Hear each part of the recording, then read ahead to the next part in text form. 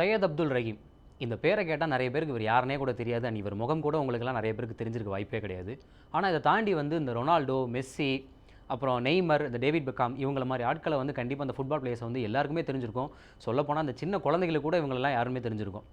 இப்போ ஏன்டா நீ இவரை பற்றி சொல்கிற, இவர் யார் அப்படின்னு நீங்கள் யோசிக்கிறது எனக்கு புரியுது. வீடியோ பார்த்துட்டு இருக்க தந்தி டிவி எல்லாத்துக்குமே ஒரு பெரிய காய். ஸோ இன்றைக்கி நம்ம அமித் சர்மா அவரோட இயக்கத்தில் அஜய் தேவகன், பிரியாமணி இவங்க எல்லாரும் சேர்ந்து நடித்து வெளிவந்திருக்க படம் தான் மைதான்.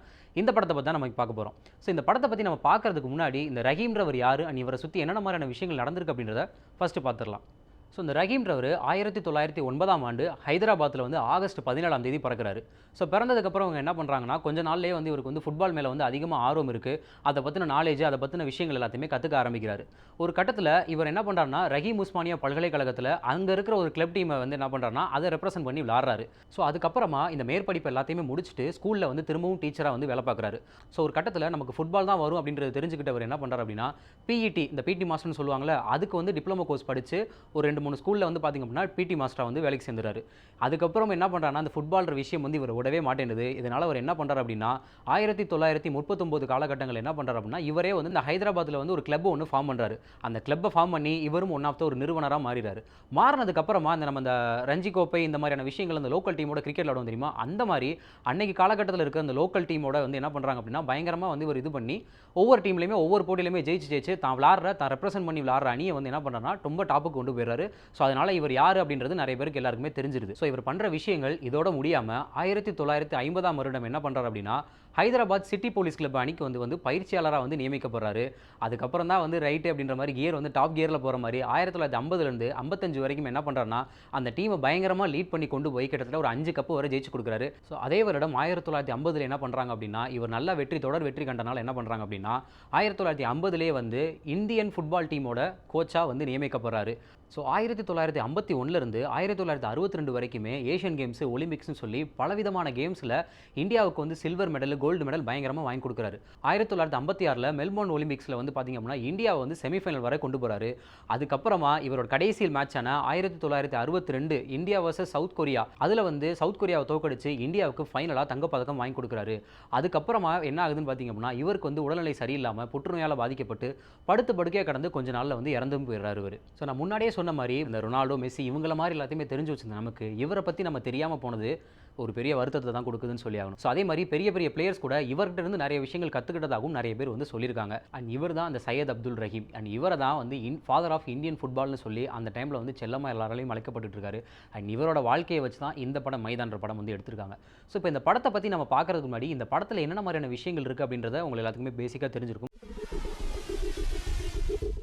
இப்போ இந்த படத்தோட ஒன்லைன் என்ன அப்படின்றத பார்த்துடலாம். அதாவது ஸ்டார்டிங்லேயே ஒரு இந்தியா தோல்வியில் ஆரம்பிக்கிறது. அதுக்கப்புறம் தான் என்ட்ரி கொடுக்கறது இந்தியன் டீம் கோச்சாக இருக்கிற நம்ம அஜய் தேவகன். ஸோ இதுக்கப்புறம் இந்தியாவை எப்படி மெல்பர்ன் ஒலிம்பிக்ஸ், ரோம் ஒலிம்பிக்ஸில் தங்கம் வாங்க வைக்கிறார் அப்படின்றது தான் இந்த படத்தோட ஒன்லைன். அண்ட் இதுக்குள்ளே நிறைய விதமான அரசியல் அவர் எப்படி டிகிரேட் பண்ணுறாங்க, அதையெல்லாம் தாண்டி எப்படி அவர் வராரு, ஸோ அதையும் தாண்டி ஒரு உடலில் பார்த்திங்க அப்படின்னா புற்றுநோயின்னு ஒன்று இருக்குது. ஸோ இதெல்லாம் ஜெயிச்சு இவர் எப்படி இந்தியாவை உலக அரங்கில் ஒரு பேர் சொல்ல வைக்கிறார் அப்படின்றது தான் இந்த படத்தோட ஒரு கோர்லைனாகவும் இருக்குது. சரி, ஓகே. இப்போது இந்த மைதான் படத்தை பற்றி பார்க்கலாம். ஃபஸ்ட் இந்த படத்தில் நம்ம எடுத்தோன்னே நம்ம மைண்டில் வரது யாருன்னு பார்த்தீங்கன்னா, அஃப்கோர்ஸ் கண்டிப்பாக அஜய் தேவகன் தான். லிட்டரலி ஒரு சூப்பரான பர்ஃபார்மன்ஸை கொடுத்துருக்காரு. ஸோ அந்த ரஹீமை எப்படியே தன் கண்ணு முன்னாடி கொண்டு வரணுமோ அந்த நடிப்பு மூலமாக அப்படியே அவரோட பாடி லாங்குவேஜாக இருக்கட்டும் சரி, இல்லை மற்ற விஷயங்களை அவர் கன்வே பண்ணுறதா இருக்கட்டும் சரி, சூப்பராக நடிச்சு பயங்கரமாக பண்ணியிருக்காங்கன்னு சொல்லலாம். அந்த வகையில் இந்த படத்துக்கு இவரோட நடிப்பு ஒரு பெரிய ப்ளஸ்ஸாக இருக்குன்னே சொல்லலாம். அடுத்த இருக்கிற ஒரு பெரிய ப்ளஸ் என்னன்னு பார்த்தீங்கன்னா, அஃப்கோர்ஸ் டேரக்டரோட ரைட்டிங் தான் ரொம்ப சூப்பராக அழகாக அந்த டைமில் லிட்டரலி எப்படின்னா, நம்ம அந்த ஒரு ஸ்டேடியத்தில் நம்ம உட்காந்துருக்கோம்னா அது நம்ம அந்த இடத்துல உட்காந்து அவங்க ஏதாவது கோல் போட்டாங்கன்னா நம்மளே கைத்தட்டுற மாதிரி ஒரு எமோஷனல் கனெக்டை நமக்கு இந்த படம் கொடுத்துருது. அந்த வகையில் இந்த படத்துக்கு இவரோட ரைட்டிங், டேரக்டரோட ரைட்டிங் ஒரு பெரிய ப்ளஸ்ஸாக இருந்துச்சுன்னே சொல்லலாம்.